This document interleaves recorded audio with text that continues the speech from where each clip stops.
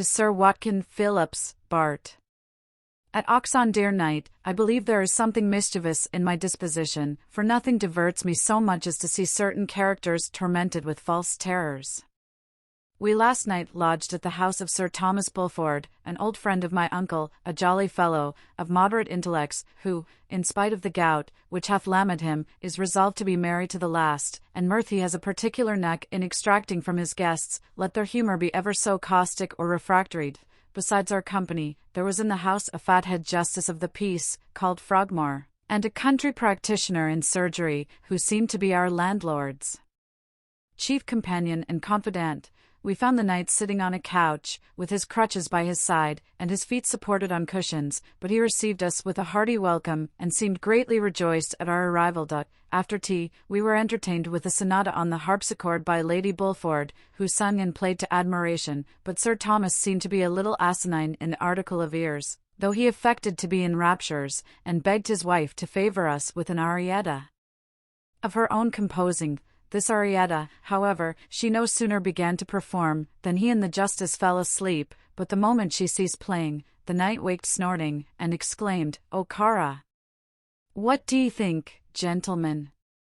Will you talk any more of your Pargolesi and your Corelli?" At the same time, he thrust his tongue in one cheek, and leered with one eye at the doctor and me, who sat on his left hand. He concluded the pantomime with a loud laugh, which he could command at all times extemporied. Notwithstanding his disorder, he did not do penance at supper, nor did he ever refuse his glass when the toast went round, but rather encouraged a quick circulation, both by precept and example.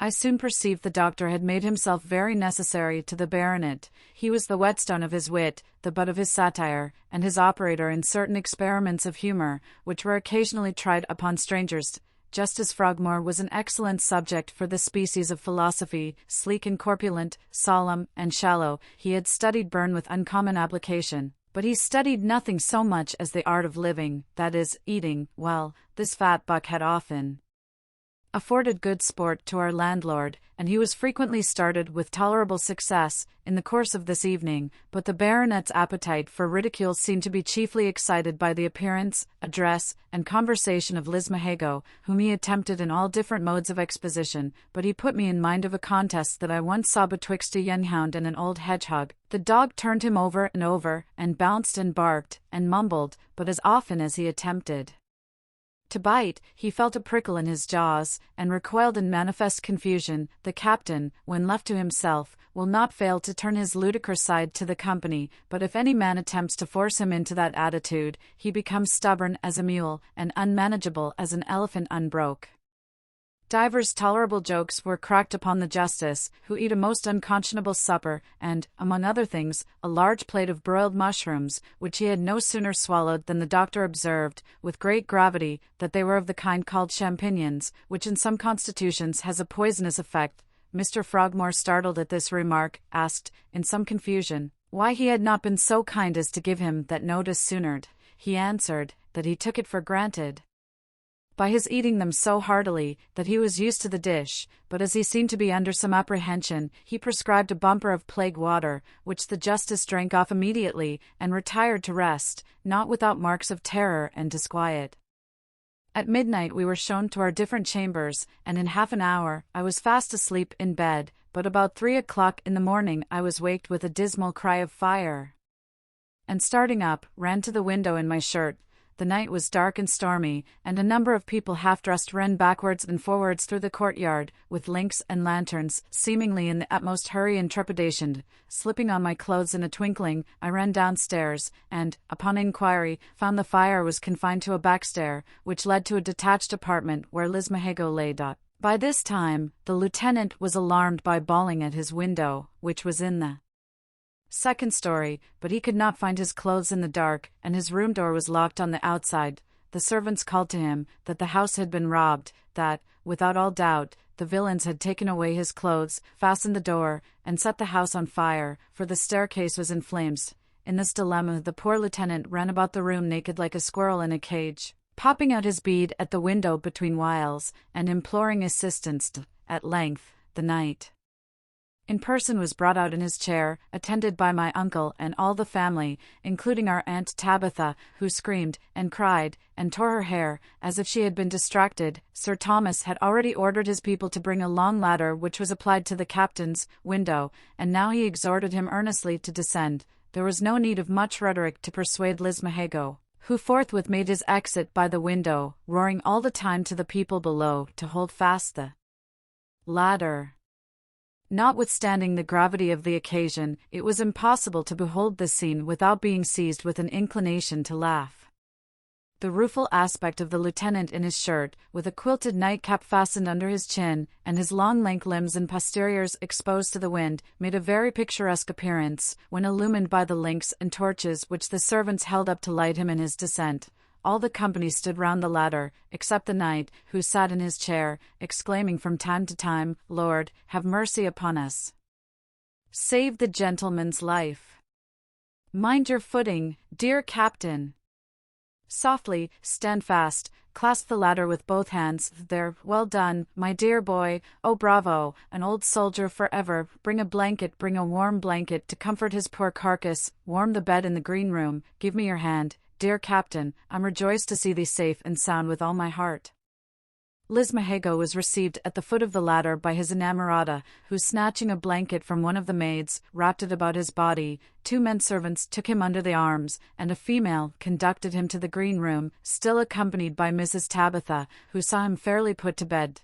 During this whole transaction he spoke not a syllable, but looked exceeding grim, sometimes at one, sometimes at another of the spectators, who now adjourned in a body to the parlour where we had supped, every one surveying another with marks of astonishment and curiosity. The knight, being seated in an easy chair, seized my uncle by the hand, and bursting into a long and loud laugh, "Mat," cried he, "crown me with oak, or ivy, or laurel, or parsley, or what you will, and acknowledge this to be a coup de maître in the way of waggery, ha, ha, ha, such a commisciata, scagliata, buffata. Oh, che roba!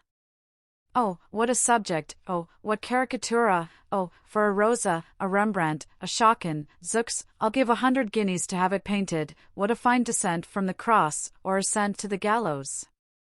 What lights and shadows, what a group below! What expression above, what an aspect! Did you mind the aspect?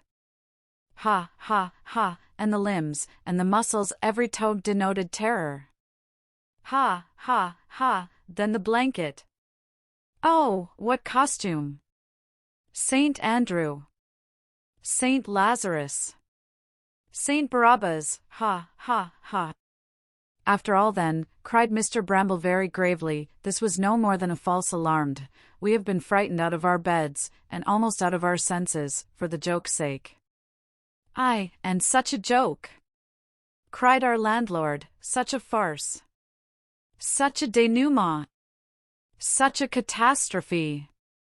Have a little patience, replied our squire, we are not yet come to the catastrophe, and pray God it may not turn out a tragedy instead of a farce. The captain is one of those saturnine subjects who have no idea of humour.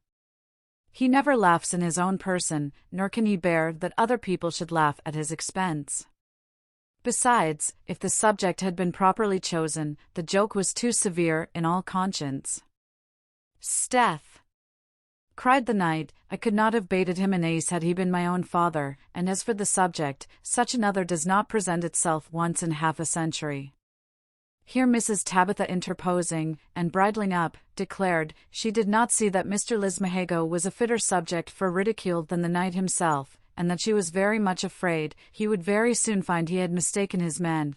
The baronet was a good deal disconcerted by his intimation, saying, that he must be a Goth and a barbarian, if he did not enter into the spirit of such a happy and humorous contrivance. He begged, however, that Mr. Bramble and his sister would bring him to reason. And this request was reinforced by Lady Bulford, who did not fail to read the baronet a lecture upon his indiscretion, which lecture he received with submission on one side of his face, and a leer upon the other. We now went to bed for the second time, and before I got up, my uncle had visited Lismahago in the green room, and used such arguments with him, that when we met in the parlour he seemed to be quite appeased. He received the knight's apology with good grace, and even professed himself pleased at finding he had contributed to the diversion of the company. Sir Thomas shook him by the hand, laughing heartily, and then desired a pinch of snuff, in token of perfect reconciliation. The lieutenant, putting his hand in his waistcoat pocket, pulled out, instead of his own Scotch mull, a very fine gold snuff-box, which he no sooner perceived than he said, "Here is a small mistake." "No mistake at all," cried the baronet. "A fair exchange is no robbery. Oblige me so far, Captain, as to let me keep your mull as a memorial." "Sir," said the lieutenant, "the mull is much at your service, but this machine I can by no means retain. It looks like compounding a sort of felony in the code of honor. Besides, I don't know, but there may be another joke in this conveyance, and I don't find myself disposed to be brought upon the stage again. I won't presume to make free with your pockets, but I beg you will put it up again with your own hand." So saying, with a certain austerity of aspect, he presented the snuff-box to the knight, who received it in some confusion, and restored the mull, which he would by no means keep except on the terms of exchange.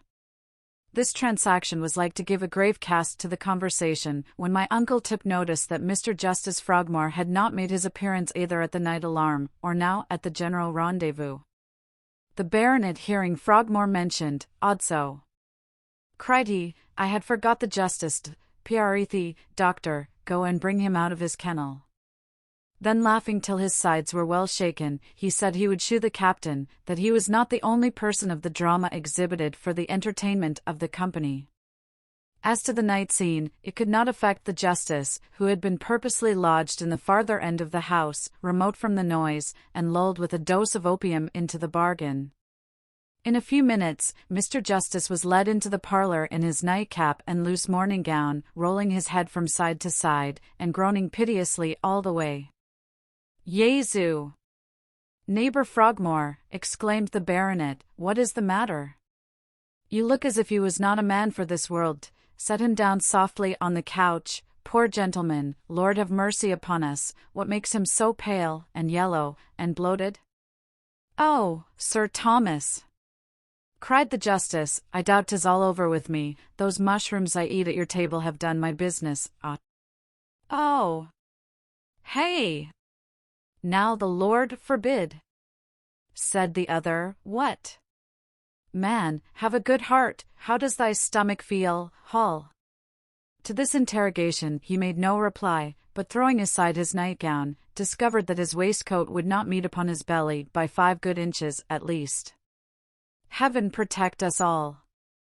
cried Sir Thomas. "What a melancholy spectacle! Never did I see a man so suddenly swelled, but when he was either just dead, or just dying. Doctor, canst thou do nothing for this poor object?" "I don't think the case is quite desperate," said the surgeon, "but I would advise Mr. Frogmore to settle his affairs with all expedition. The parson may come and pray by him, while I prepare a glister and an emetic draught." The justice, rolling his languid eyes, ejaculated with great fervency, "Lord, have mercy upon us! Christ, have mercy upon us!" Then he begged the surgeon, in the name of God, to dispatch. "As for my worldly affairs," said he, "they are all settled, but one mortgage, which must be left to my heirs. But my poor soul! My poor soul! What will become of my poor soul? Miserable sinner that I am!" "Nay, Prithee, my dear boy, compose thyself," resumed the knight. "Consider the mercy of heaven is infinite. Thou canst not have any sins of a very deep dye on thy conscience, or the devil's in't." "Name not the devil," exclaimed the terrified Frogmore. "I have more sins to answer for than the world dreams of. Friend, I have been sly, damned sly. Send for the parson without loss of time, and put me to bed, for I am posting to eternity." He was accordingly raised from the couch, and supported by 2 servants, who led him back to his room, but before he quitted the parlour, he entreated the good company to assist him with their prayers. He added, "Take warning by me, who am suddenly cut off in my prime, like a flower of the field, and God forgive you, Sir Thomas, for suffering such poisonous trash to be eaten at your table." He was no sooner removed out of hearing, than the baronet abandoned himself to a violent fit of laughing, in which he was joined by the greatest part of the company, but we could hardly prevent the good lady from going to undeceive the patient, by discovering, that while he slept his waistcoat had been straightened by the contrivance of the surgeon, and that the disorder in his stomach and bowels was occasioned by some antimonial wine, which he had taken overnight, under the denomination of plague water. She seemed to think that his apprehension might put an end to his life. The knight swore he was no such chicken, but a tough old rogue, that would live long enough to plague all his neighbours. Upon inquiry, we found his character did not entitle him to much compassion or respect, and therefore we let our landlord's humour take its course. A glister was actually administered by an old woman of the family, who had been Sir Thomas's nurse, and the patient took a draught made with oxymel of squills to forward the operation of the antimonial wine, which had been retarded by the opiate of the preceding night. He was visited by the vicar, who read prayers, and began to take an account of the state of his soul, when those medicines produced their effect, so that the parson was obliged to hold his nose while he poured forth spiritual consolation from his mouth. The same expedient was used by the knight and me, who, with the doctor, entered the chamber at this juncture, and found Frogmore enthroned on an easing-chair, under the pressure of a double evacuation. The short intervals betwixt every heave he employed in crying for mercy, confessing his sins, or asking the vicar's opinion of his case, and the vicar answered, in a solemn snuffling tone, that heightened the ridicule of the scene. The emetic having done its office, the doctor interfered, and ordered the patient to be put in bed again. When he examined the egesta, and felt his pulse, he declared that much of the virus was discharged, and, giving him a composing draught, assured him he had good hopes of his recovery. This welcome hint he received with the tears of joy in his eyes, protesting, that if he should recover, he would always think himself indebted for his life to the great skill and tenderness of his doctor, whose hand he squeezed with great fervour, and thus he was left to his repose. We were pressed to stay dinner, that we might be witnesses of his resuscitation, but my uncle insisted upon our departing before noon, that we might reach this town before it should be dark. In the meantime, Lady Bulford conducted us into the garden to see a fish-pond just finished, which Mr. Bramble censured as being too near the parlour, where the knight now sat by himself, dozing in an elbow-chair after the fatigues of his morning achievement. In this situation he reclined, with his feet wrapped in flannel, and supported in a line with his body, when the door flying open with a violent shock, Lieutenant Lismahago rushed into the room with horror in his looks, exclaiming, "A mad dog! A mad dog," and throwing up the window sash, leaped into the garden. Sir Thomas, waked by this tremendous exclamation, started up, and forgetting his gout, followed the lieutenant's example by a kind of instinctive impulse. He not only bolted through the window like an arrow from a bow, but ran up to his middle in the pond before he gave the least sign of recollection. Then the captain began to bawl, "Lord have mercy upon us, pray, take care of the gentleman, for God's sake, mind your footing, my dear boy, get warm blankets, comfort his poor carcass, warm the bed in the green room." Lady Bulford was thunderstruck at this phenomenon, and the rest of the company gazed in silent astonishment, while the servants hastened to assist their master, who suffered himself to be carried back into the parlour without speaking a word. Being instantly accommodated with dry clothes and flannels, comforted with a cordial, and replaced in statu quo, one of the maids was ordered to chafe his lower extremities, an operation in consequence of which his senses seemed to return and his good humour to revive. As we had followed him into the room, he looked at every individual in his turn, with a certain ludicrous expression in his countenance, but fixed his eyes in particular upon Lismahago, who presented him with a pinch of snuff, and when he took it in silence, "Sir Thomas Bulford," said he, "I am much obliged to you for all your favours, and some of them I have endeavoured to repay in your own coin." "Give me thy hand," cried the baronet, "thou hast indeed paid me scot and lot, and even left a balance in my hands, for which, in presence of this company, I promise to be accountable." So saying, he laughed very heartily, and even seemed to enjoy the retaliation which had been exacted at his own expense, but Lady Bulford looked very grave, and in all probability thought the lieutenant had carried his resentment too far, considering that her husband was valetudinary, but, according to the proverb, he that will play at bowls must expect to meet with rubbers. I have seen a tame bear, very diverting when properly managed, become a very dangerous wild beast when teased for the entertainment of the spectators. As for Lismahago, he seemed to think the fright and the cold bath would have a good effect upon his patient's constitution, but the doctor hinted some apprehension that the gouty matter might, by such a sudden shock, be repelled from the extremities and thrown upon some of the more vital parts of the machine. I should be very sorry to see this prognostic verified upon our facetious landlord, who told Mrs. Tabitha at parting that he hoped she would remember him in the distribution of the bride's favours, as he had taken so much pains to put the captain's parts and metal to the proof. After all, I am afraid our squire will appear to be the greatest sufferer by the baronet's wit, for his constitution is by no means calculated for night alarms.